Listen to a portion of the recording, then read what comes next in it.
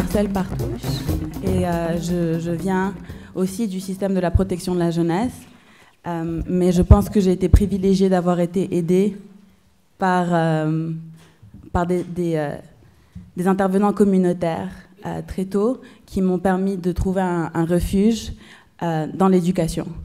En fait, ma maman est décédée quand j'avais 11 ans. Et j'étais introduite au système de la protection de la jeunesse. Mon frère, ma sœur et moi avons pris soin l'un de l'autre clandestinement, étant mineurs, tout seul, dans une maison. Et je sens qu'il y a eu une petite faille dans le système, une petite couille. C'est un peu une erreur, dans le sens que on était autosuffisants. Je pense que la première année, on avait moins de à peu près 7 000 $ sur lesquels on a survécu.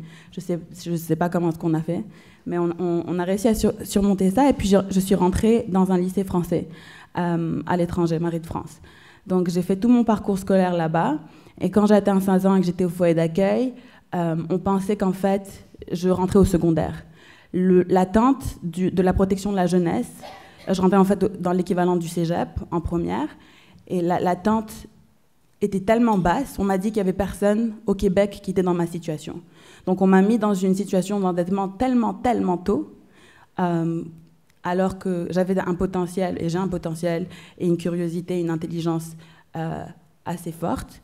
Et ça, j'ai dû me combattre contre l'itinérance, j'ai dû me combattre contre des formes de violation de mes droits et de ma dignité à des niveaux que peut-être je ne suis pas trop confortable à partager en ce moment avec vous, mais j'ai aussi eu mon refuge au travers de l'école et de l'éducation. Maintenant, je suis dans l'éducation supérieure. Mais j'aimerais souligner quelque chose, c'est que chaque 30 avril, le 30 avril en passant c'est mon anniversaire, chaque 30 avril, c'est très important, à l'université on perd nos prêts et bourses. Si vous faites partie, parce que c'est la fin du semestre. Le 30 avril aussi à McGill, c'est le dernier jour des examens. Donc c'est virtuellement impossible d'être en même temps en cours, étudier, passer ses examens et pouvoir payer le loyer du 1er mai.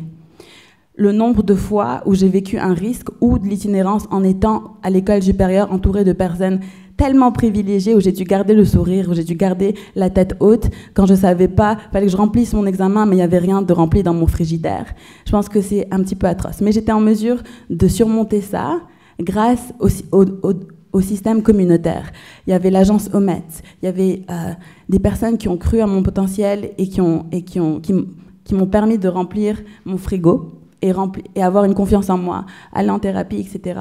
Ce qui a fait qu'aujourd'hui, je fais un programme accéléré de maîtrise et de doctorat, et je suis en mesure d'ouvrir la porte à tous les jeunes qui font partie du système pour partager le fait que non seulement survivre, c'est un exploit, mais tu peux aussi aller au-delà de ça. Tu peux exploiter toutes les ressources et tout ton potentiel, et puis il n'y a aucune limite. Et j'espère que en ouvrant la porte et en ouvrant le dialogue à l'excellence, autant qu'aux problèmes qu'on fait face, on va pouvoir avancer ensemble vers un changement. J'espère que l'année prochaine, dans cette colloque, ce ne sera pas moi qui sera assise, mais un jeune qui a vécu d'autant plus de difficultés, un autre jeune qui va décider de finir son secondaire, un autre jeune qui va décider d'aller à l'université et qui va sentir que non seulement il a le droit, mais que sa présence est nécessaire. Donc, c'est un petit peu la raison pour laquelle je prends la parole aujourd'hui. Et puis, j'espère que juste on va se concerter et communiquer un petit peu mieux pour arriver à trouver des solutions et donner aussi l'opportunité de réussir avec excellence sans baisser la barre. La barre doit être haute pour tout le monde et pour tous. Voilà.